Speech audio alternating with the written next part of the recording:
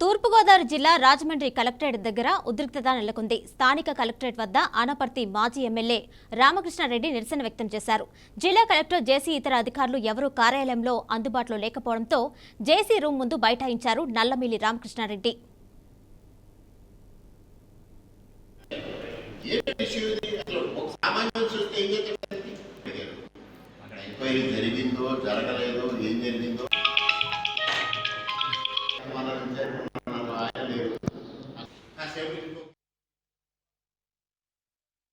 దాదాపు 30 గంట సేపు పాటు మాకు ఏ అధికారి అందుబాటులో లేకుండా ఆ సెక్షన్ ఈ సెక్షన్ అని తిప్పితే విధి లేని పరిస్థితుల్లో జాయింట్ కలెక్టర్ ఛాంబర్ ముందు బైఠాయిస్తే అప్పుడు ఇన్ఛార్జి డిఆర్ఓ గారు వచ్చి మా దగ్గర నుంచి వినతి పత్రాలు తీసుకోవడం జరిగింది. అంటే ఈవేళ కలెక్టరేట్ల పరిస్థితి ఏ విధంగా ఉంది ఈ వైఎస్ఆర్సీపీ గవర్నమెంట్ లో అంటే అసలు కనీసం ఎన్నికలు సమీపిస్తున్న వేళ రాజకీయ పార్టీలే కాదు సామాన్య ప్రజానీకం కూడా వచ్చి కలిసి చెప్పుకోవాలి, జగనన్నకు చెబుదామని జగన్మోహన్ రెడ్డి అద్భుతమైన కార్యక్రమాలు. జగన్మోహన్ రెడ్డి గారు ఏదైనా సమస్య నాకు తెలిస్తే నేను వెంటనే స్పందిస్తానంటే సామాన్య ప్రజలు వచ్చి ఇక్కడ ఎవరికి చెప్పుకోవాలో తెలియని పరిస్థితి. 2 ఐఏఎస్ అధికారులు అందుబాటులో లేరు, గ్రూప్ 1 అధికారి అందుబాటులో లేరు.